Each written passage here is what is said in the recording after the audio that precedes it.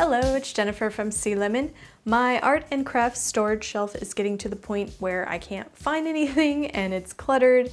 I know there's stuff in there that I don't use anymore and I just really need to organize it, and the only way that's going to happen is if I make a video about it, so here we are. Join me in this adventure of organizing this area. I will be making a trip to the dollar store, but I'm also going to do my best to repurpose and recycle existing containers, use second-hand items, and integrate my past DIYs into this.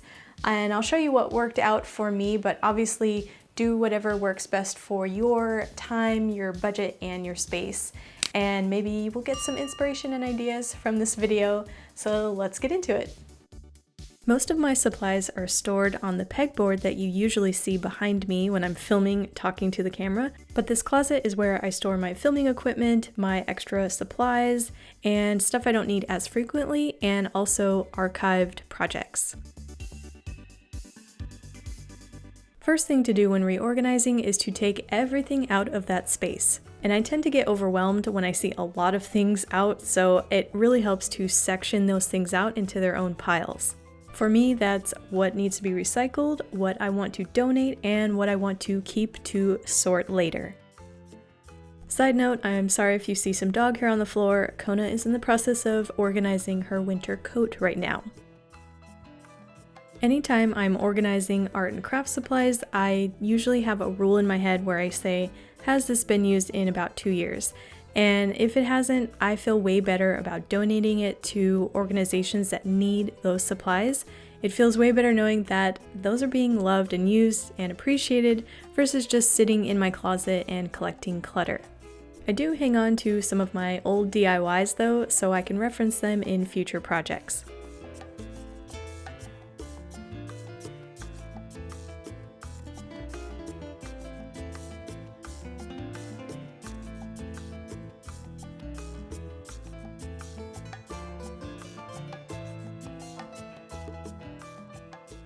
Now I'm going to categorize the pile of stuff I want to keep so I can better organize the stuff that's going back on the shelf. I want to make sure to keep all my extra pens together so I can easily find them.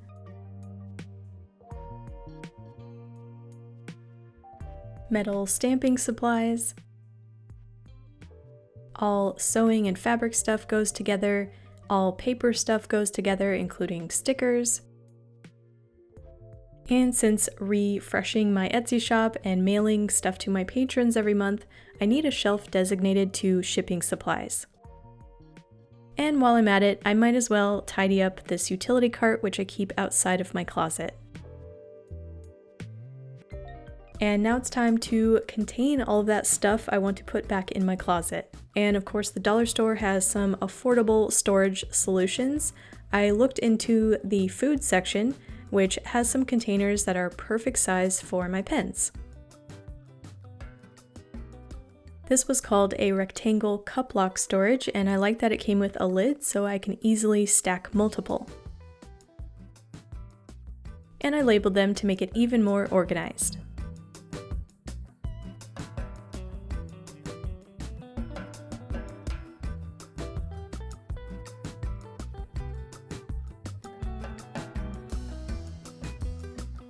The dollar store has a lot of different shaped bins to choose from in their household section, and I ended up getting this white one to hold all of the random supplies that I usually use when I'm making messy DIYs.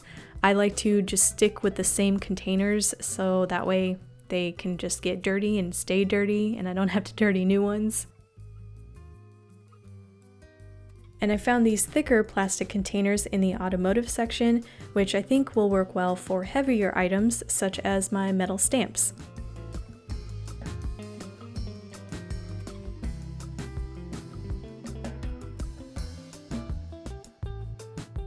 I had a plan to keep the top of my shelf open for bins that contain my ongoing projects. And I did consider storing them in large kitty litter pans from the dollar store, which could totally work, but then I found these large baskets and I got 3 of these. I usually work on 3 projects at the same time, and these 3 baskets fit perfectly on my shelf, to hold the supplies I need and extra space above them, so if I have a larger project, it can fit. In the school supply section, I found these magazine files or notebook holders, and I use these to organize the notebooks that I review on my channel, and I put these on the very top shelf in my closet. Something else I found was this index card file box, and I thought it was a great height to store all my decorative thread, which I keep in my storage cart. And speaking of, here is my tidy storage utility cart, and I keep a lot of small stuff in here that I need to grab quickly. I don't think you need a fancy tool to label things. I just use my, handwriting that is not so great, but it works for me. And even though I'm the only one looking at this stuff, I know what's in there. Just labeling it helps you find things easier, so you don't even have to think about it.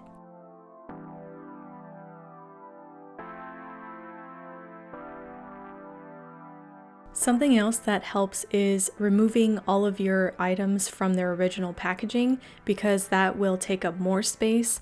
So I took these sponges out of their original packaging and just put them in a mug that I'm repurposing for them to be held in, and I'm putting that one in my other storage cart that contains all of my painting supplies.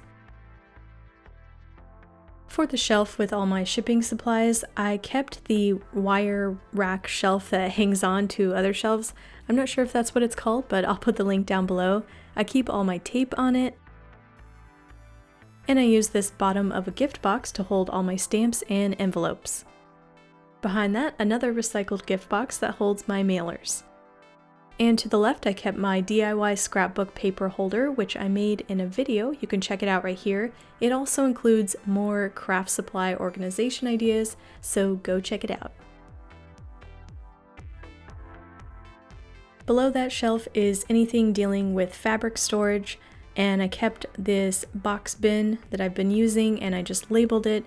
I keep all my extra vinyl in here. I even labeled a pouch that has all my buttons. And the container that used to hold all of this now holds my print samples that I can reference, and I label that with some chalk marker. I also labeled some existing containers in here. I also tidied up any large paper, which I sandwiched between the shelf and the wall in here. For some of my past DIYs, I ended up storing them in this box that I got from IKEA that I already had. I don't know if this is the best solution, but for now, it works.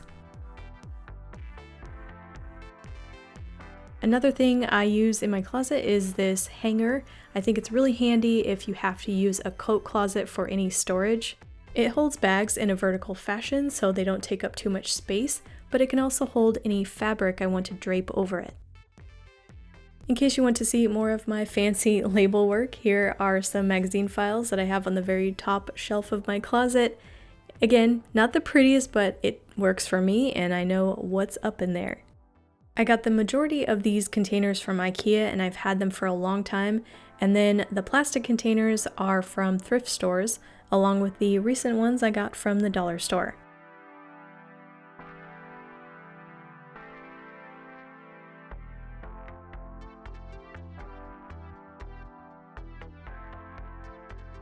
And here is a before and after for your viewing pleasure.